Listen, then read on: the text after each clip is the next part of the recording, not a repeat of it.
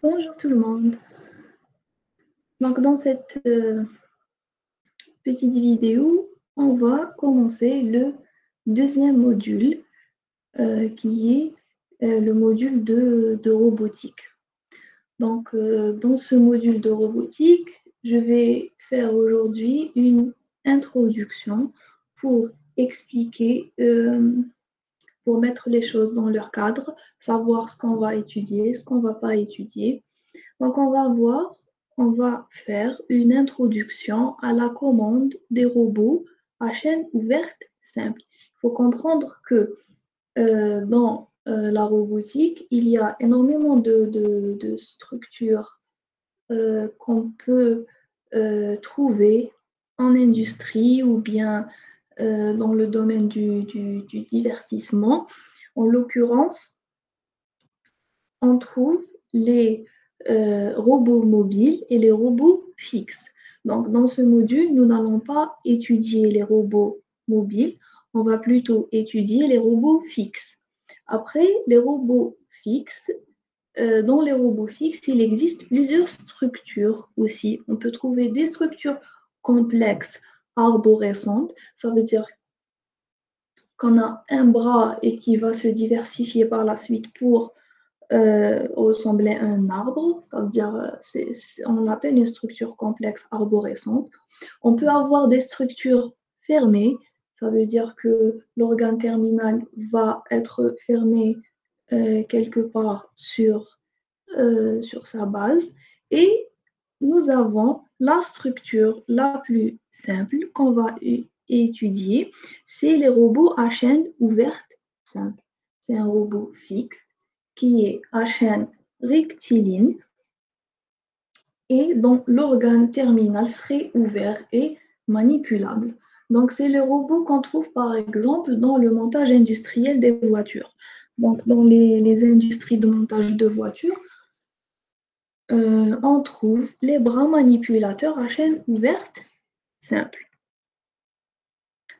Donc, dans l'étude de la robotique, nous sommes constamment préoccupés par la localisation euh, des objets dans l'espace tridimensionnel. Donc, on va travailler dans l'espace tridimensionnel.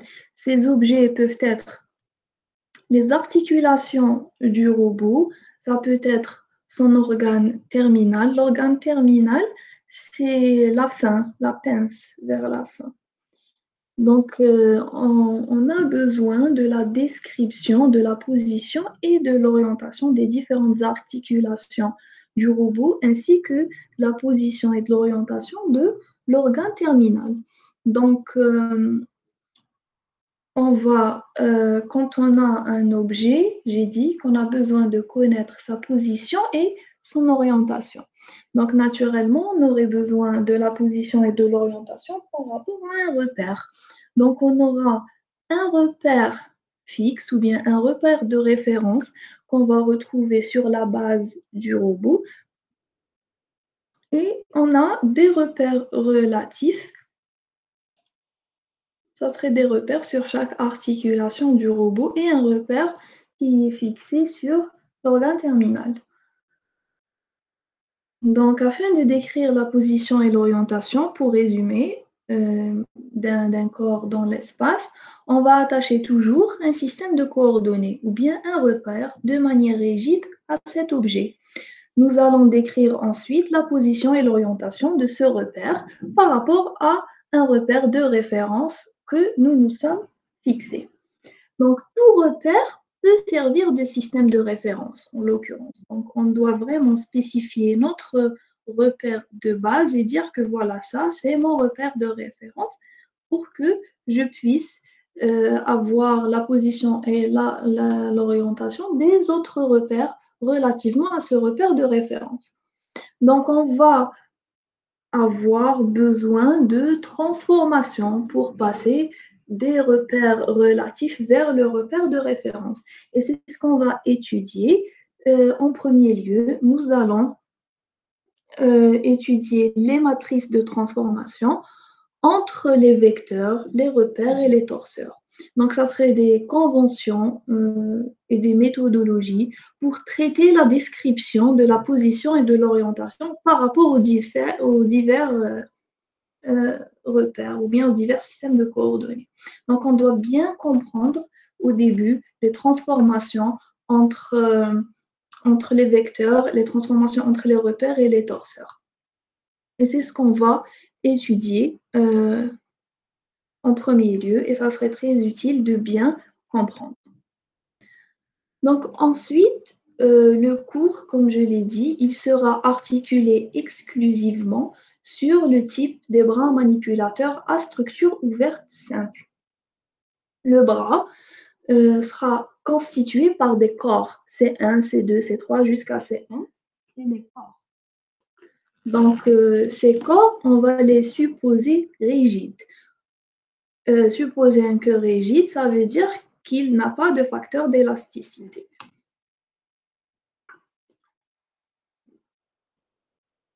Donc, ces corps vont être reliés, comme on voit sur cette figure, robots à structure ouverte simple.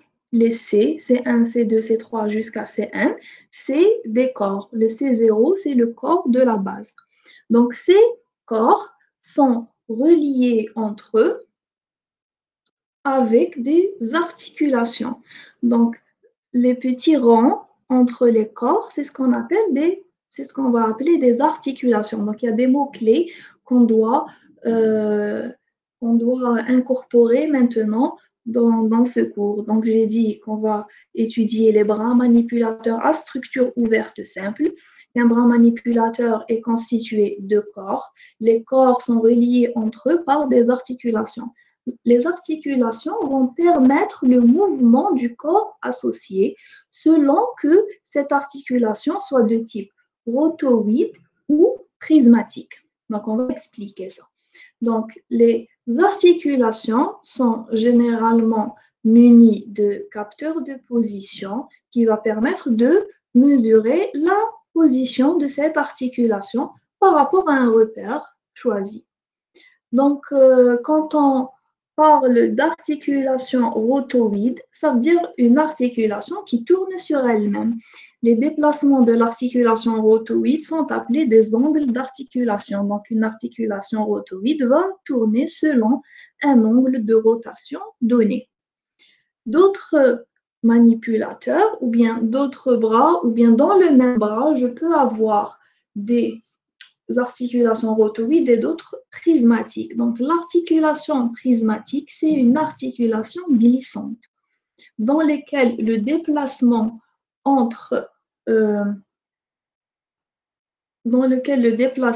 il se fait selon une translation. Donc, parfois, on peut trouver qu'on l'appelle un décalage d'articulation.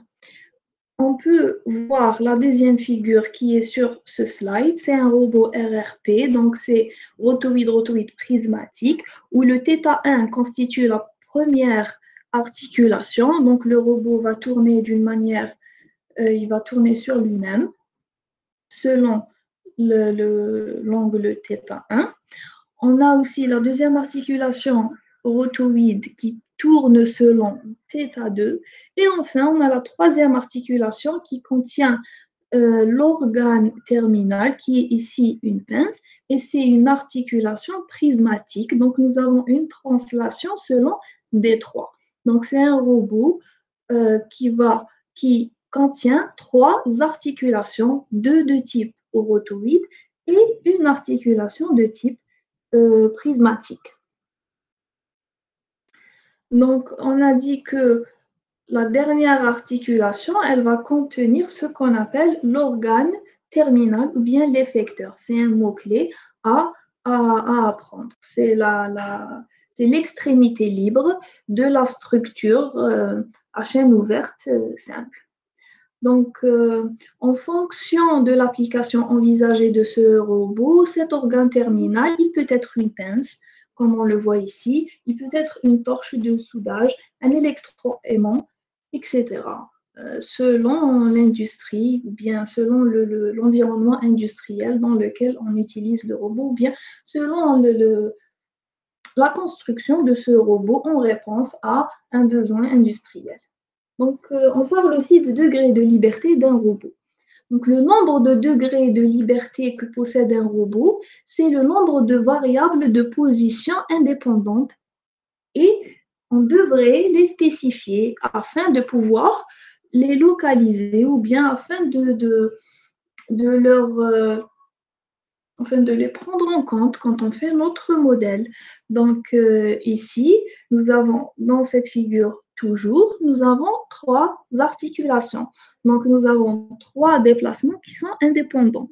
Deux déplacements angulaires θ1 et θ2 et un déplacement de translation d3.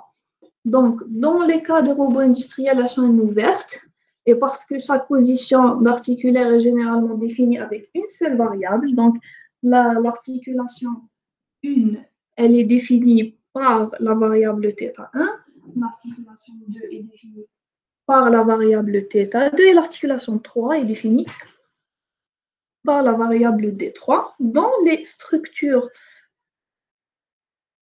à chaîne ouverte simple, on va dire que le nombre d'articulations est égal au nombre de degrés de liberté. Donc, pour ce robot, nous avons trois articulations et donc cela revient à dire que nous avons 3 degrés de... Donc, on continue. On passe maintenant à une présentation sur la conception.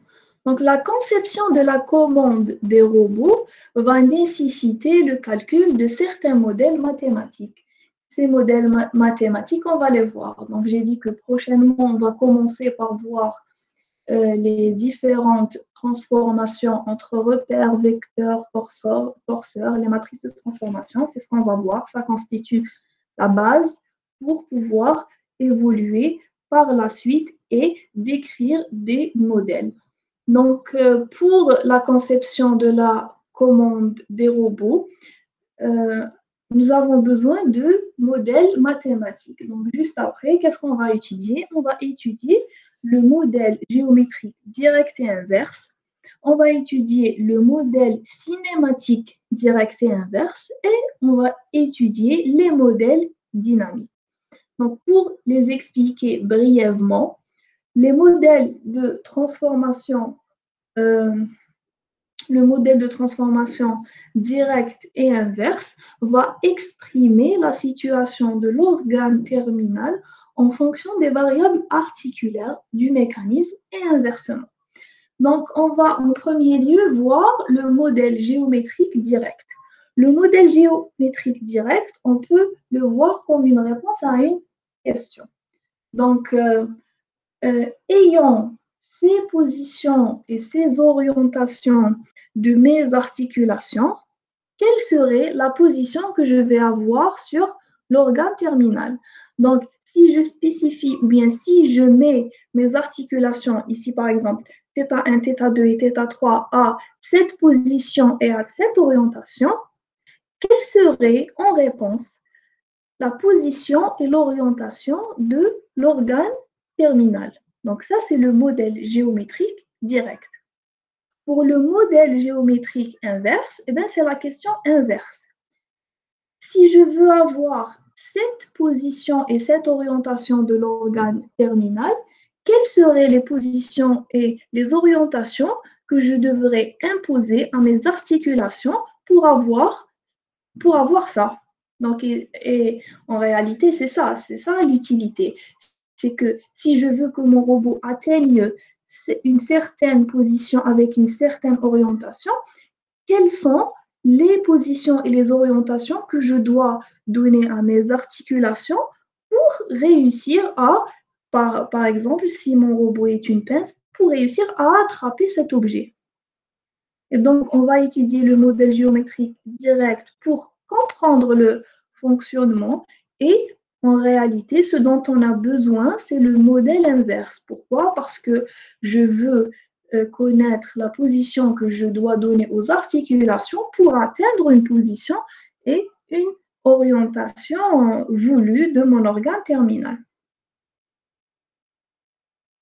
Donc, nous allons aborder ce problème pour le modèle géométrique direct et inverse. Et c'est un problème fondamental dans l'utilisation pratique des bras manipulateurs.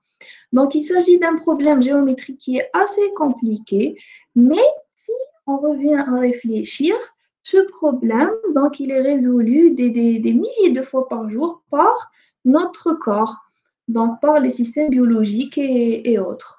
Donc, dans le cas d'un système artificiel comme un robot, un bras manipulateur, qu'est-ce qu'on doit faire? On doit créer un algorithme dans l'ordinateur qui puisse effectuer ce calcul. Donc, à certains égards, ou bien si le, c'est la solution de ce problème est l'élément le plus important dans la robotique. Ça veut dire que, ayant quelles sont les positions et les orientations que je dois donner à mes articulations pour atteindre une position voulue. Donc, et comme j'ai dit, l'étude de ce problème, il va permettre d'apprécier en fait ce que fait l'esprit humain et le système nerveux qui accomplit tout ça chaque jour. Donc nous, apparemment, sans pensée consciente, on déplace et on manipule des objets avec nos mains. Et donc, on peut tomber sur des cas où l'existence ou non d'une solution, ça va définir l'espace de travail d'un manipulateur. Ça veut dire quand j'ai un bras manipulateur, donc il a un périmètre dans lequel il peut travailler. Il a des positions qu'il peut atteindre et des positions qu'il ne va pas pouvoir atteindre. Et donc les positions que le bras manipulateur va atteindre, on va dire que ces positions, ils sont dans l'espace de travail de mon manipulateur ou bien de mon bras manipulateur. Alors que lorsque des positions sont au-delà, on va dire que c'est des positions et des orientations qui sont au-delà de l'espace de travail du bras manipulateur. Donc pour le modèle cinématique direct et inverse, je l'ai dit, le modèle cinématique direct d'un robot manipulateur, ben, il va décrire les vitesses. Donc dans le modèle géométrique, c'est la position. Donc ici, dans le modèle cinématique, on va décrire les vitesses. Le modèle cinématique direct va décrire les vitesses, ou bien, enfin, il va décrire les vitesses de quoi? Il va décrire les vitesses, les coordonnées des articulations en fonction des les coordonnées. Oui, dans le modèle cinématique direct, on va définir les vitesses. Et on va définir le même problème, c'est que ayant ces vitesses données de mes articulations, à quelle vitesse va se déplacer mon organe terminal? Et le modèle cinématique inverse, eh bien, c'est l'inverse. Donc, l'objectif du modèle cinématique inverse, ça serait de calculer à partir d'une configuration donnée ou bien à partir d'une vitesse donnée de l'organe terminal, à partir d'une vitesse voulue ou bien imposée de l'organe terminal, quelles sont les vitesses articulaires que je vais donner à mes articulations et qui vont assurer au repère terminal une opération voulue. Donc, c'est la différence entre le direct et l'inverse. Et toujours, c'est le modèle inverse qui est notre objectif. Pourquoi? Parce que je connais la vitesse avec laquelle je veux que mon organe terminal fonctionne et je veux savoir quelles sont les vitesses que je vais donner à mes articulations pour permettre le déplacement à cette vitesse pour l'organe terminal. Donc ensuite, on va voir le modèle dynamique aussi. Et ça serait le 4e chapitre peut-être. Oui. Peut-être. Enfin, c'est le déroulement. On va commencer par les matrices de transformation. Ensuite, on va voir le modèle géométrique. Ensuite, on va voir le modèle cinématique. Et par la suite, on va voir le modèle dynamique. Donc, il nous reste quelque chose dans cette introduction dont je voudrais parler, c'est les singularités. Donc, en plus de traiter ces problèmes de positionnement et de vitesse, on devrait pouvoir connaître a priori quelles sont les positions ou bien les orientations que mon bras manipulateur ne pourrait pas effectuer. Donc, comment on peut avoir ça? On peut avoir ça par le calcul d'un jacobien relatif à mon bras manipulateur. Donc, le jacobien spécifie une correspondance entre les vitesses dans l'espace articulaire et les vitesses dans l'espace de l'organe terminal. Une manière de comprendre cela, c'est que selon que ce jacobien soit inversible ou non, mon bras manipulateur pourrait ou non atteindre cette position. Donc, la position, elle est en réalité dans l'espace de travail du bras manipulateur, mais pour une raison ou une autre, mon bras ne peut pas l'atteindre. Et le fait qu'une position soit dans l'espace de travail et que le bras ne peut pas l'atteindre, on va appeler ça comme une singularité de mon bras manipulateur sur un certain point. Donc, sur ce point, ou bien par rapport à ce point, le jardin qu'on aurait calculé pour le bras ne serait plus inversible. Donc, l'exemple pour comprendre cela, ça serait, c'est un exemple que j'ai pris du livre grec. Je vais vous l'envoyer, c'est un livre en anglais, mais il est très intéressant par rapport à ce cours. Donc, on peut considérer, pour l'exemple, on va considérer un tireur, comme on peut le voir sur cette figure. C'est un tireur de la Deuxième Guerre mondiale. Il est en train de tirer sur les avions ennemis. Donc, quand un avion passe dans son champ de vision, le tireur il va diriger son artillerie vers l'avion. Il va lancer un flot de balles pour atteindre l'ennemi et l'abattre.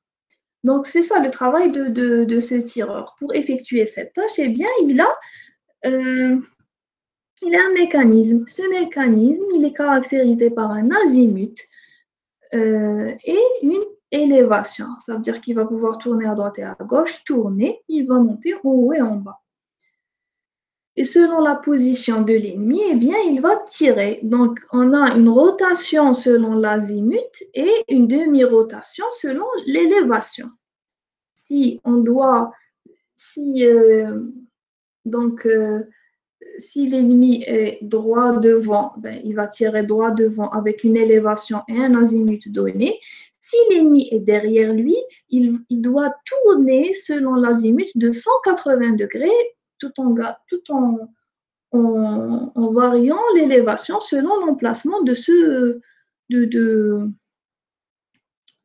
ennemi. Donc, on doit comprendre que si quelqu'un se trouve derrière lui, il doit tourner à une vitesse très rapide selon l'azimut pour pouvoir tirer. Donc, si on prend des exemples, on a dit que son canon est monté dans un mécanisme qui va tourner autour de deux axes. Je l'ai dit, les mouvements étant appelés azimut et élévation. Et le tireur peut diriger son jet de balle dans n'importe quelle direction qu'il désire dans cet hémisphère. On a une élévation selon un hémisphère, l'hémisphère supérieur. Donc, on a l'hémisphère nord, l'hémisphère sud. Donc, ici, c'est l'hémisphère nord. Donc, si par exemple un avion est repéré à un azimut de 1 heure et à une élévation de 25 degrés, l'artilleur va entraîner son flot de balles sur l'avion ennemi et va suivre son mouvement afin de le frapper avec ce flot continu de balles le plus longtemps possible. Donc, pour pouvoir abattre cet avion ennemi. Donc, maintenant, si nous avons un deuxième avion qui est à toujours 1 heure d'azimut, mais qui est un peu plus haut, qui est à 70 degrés. Donc, l'artilleur va orienter son arme et commencer à tirer. Donc, il va l'orienter un peu plus haut, enfin beaucoup plus haut par rapport à 25 degrés. 70 degrés, c'est loin. Donc, il va monter à 70 degrés et commencer à lancer son flot de balles sur l'artilleur. Par exemple, pardon, sur l'ennemi. Donc, si l'ennemi maintenant, en le voyant, il va se déplacer vers l'artilleur pour passer en dessus de lui. Donc, si ça veut dire qu'il était à 70 degrés, il va devenir à 80 degrés, 90 degrés, 100 degrés, à force de s'approcher et d'essayer de passer en dessous de l'artilleur. Donc, si l'avion ennemi passe presque au-dessus de l'artilleur, celui-ci, eh bien, il ne pourra plus tirer. Pourquoi? Parce que pour tirer, s'il est à 100 degrés, c'est-à-dire qu'il a dépassé les 90 degrés, l'artilleur doit tourner son azimut de 180 degrés et se placer à 90 degrés par rapport à cette nouvelle tournure. Pourquoi? Parce qu'il ne peut pas tirer derrière lui sans voir. Il doit tourner l'azimut et refaire une autre élévation pour pouvoir tirer. Donc, qu'est-ce qui se passe? L'artilleur n'est plus en mesure de garder son flot de balles entraîné sur l'avion de l'ennemi. Donc, enfin, l'ennemi, il va, donc, il va constater que lorsque l'avion ennemi il vole au-dessus de sa tête, comme j'ai dit, il devrait changer d'azimut à une vitesse très élevée. Il devrait tourner de 180 degrés pour pouvoir faire face à l'ennemi qui est maintenant derrière lui. Et donc, avec cette procédure, l'ennemi, eh ben, il va s'échapper. Pourquoi? Parce qu'il va passer au-dessus de sa tête, le temps que l'artilleur tourne de 180 degrés, qu'il replace son lanceur de balles, j'ai oublié comment il s'appelle, ça lui prend du temps. Et donc, dans ce dernier scénario, ben, le pilote, il sera heureux, il sera sauvé. Donc, dans ce cas, cette position, ou bien cette position d'azimut où il doit changer d'azimut à 180 degrés et replacer son tireur à une élévation donnée, c'est une singularité. Donc, le pilote, l'ennemi, en fait, il a été sauvé par une singularité. Donc, le mécanisme d'orientation du pistolet, tout en fonctionnant bien sur la majeure partie de l'espace de travail, nous avons un point qui est autour de 90 degrés qui constitue une singularité parce que c'est un point de balancement de l'azimut. Donc, quand le tireur passe sur la tête quand l'ennemi passe sur la tête du tireur, en réalité, il est en train de passer par une singularité.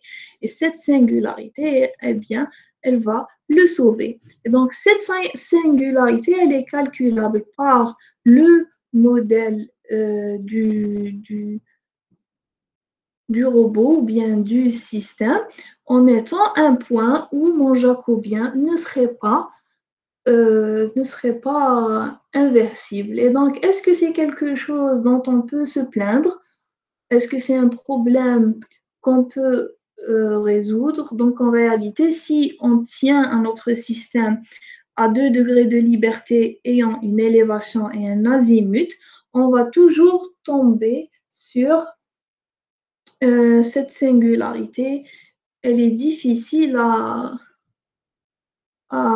dépasser. Donc, on doit changer de système pour ne pas tomber sur cette singularité. Et tous les systèmes en général, ils ont des singularités. Donc, tout comme le mécanisme Hadaya, ces conditions de singularité n'empêchent pas le robot enfin, n'empêchent pas le système de bien sur toute sa plage ou bien sur tout son espace de travail, à part ces points où nous avons des singularités. Donc, c'était ça pour l'introduction. On va étudier, comme j'ai dit, les bras manipulateurs à structure ouverte simple. Donc, c'est des bras qui sont fixes, qui ont une base, des articulations et un organe terminal. Donc, on va associer à chaque articulation, nous allons déjà associer un repère de référence à la base. Nous allons associer des repères articulaires pour chaque variable articulaire et nous allons associer un repère pour l'organe terminal. Et pour commencer, nous allons étudier les matrices de transformation, les torseurs, les transformations entre repères et nous allons petit à petit euh, passer au modèle géométrique direct et inverse, au modèle cinématique direct et inverse et au modèle dynamique et on va faire des TD dans ce sens. Donc, ça serait tout pour l'introduction d'aujourd'hui. C'est une introduction par rapport à ce qu'on va faire pour se mettre un peu dans le bain et on va avoir des vidéos similaires. Je vais vous envoyer. Donc aujourd'hui, je ne vais pas vous envoyer de PDF, c'est une introduction sans PDF. C'est le prochain chapitre ou bien la prochaine fois, quand je vais commencer les transformations entre repères, on aura un PDF relatif à cela. Donc j'espère que ça a été utile, que vous avez un peu compris. Et ben, on se dit à d'autres vidéos.